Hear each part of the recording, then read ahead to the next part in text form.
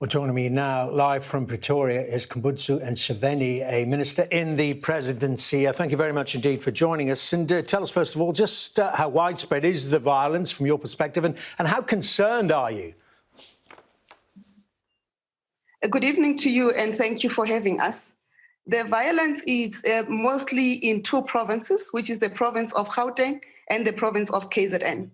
We are indeed concerned about the violence, because what it is doing is threatening not only lives, but livelihoods. The looting and the hooliganism, they are literally pillaging the distribution centers of retail companies.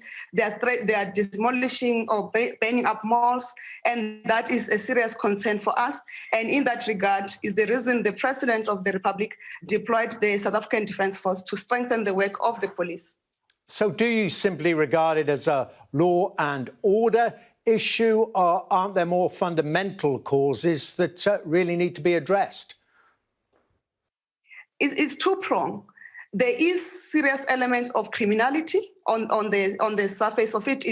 That is outright clear, because if it were normal protests, South Africans, we are used to protesting. Most of us who come from the governing party, we know how to make the country ungovernable by protesting. There will be marching, there will be T-shirts, there will be placards, but none of that is taking place. This is pure criminality. People are simply looting.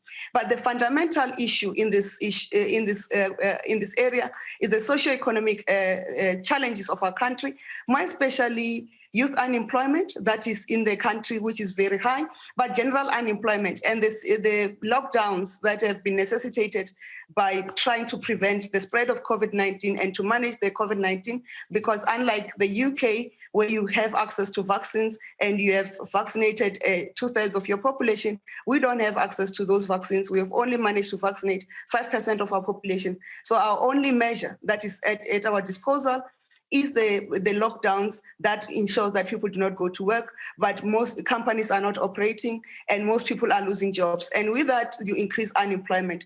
And we have always acknowledged, and the President of the Republic has acknowledged, that unemployment, and more especially youth unemployment, is it's a ticking bomb that's going to explode. And when you just get a single spark, it's easy for that to explode. And we have been working consistently and coherently to deal with youth unemployment, not only through creating jobs, because it's also to guide our people to be entrepreneurial and support them in starting their own businesses and creating markets for their products and services. It's an important point you make about vaccines and the effect, then the knock-on effect on lockdowns and the economy.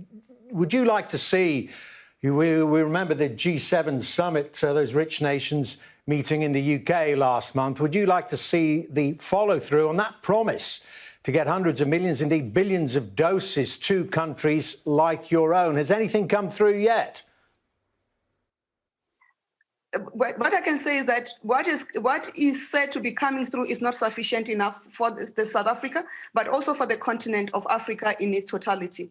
If like I've just indicated, the percentages were vaccinated, and we are amongst the leading nations in Africa to have reached that numbers in vaccination. And you should recall that South Africa has always been a magnet, like any other country that is a better developed, that if South Africa is developed and prosperous, or if we're vaccinating, our sisters and brothers within the neighboring countries will have to come through to South Africa. So the response is not sufficient. We're seeing some movement in COVAX facilities, but those numbers are not good enough. We are not happy that some nations, the rich nations, are already vaccinating their 18-year-olds and their 12-year-olds, whereas our working population, economic remain unvaccinated, and therefore the economy remain closed. OK, Khumbudzo Ntshavheni, good talking to you. Much appreciated. Thank you very much indeed.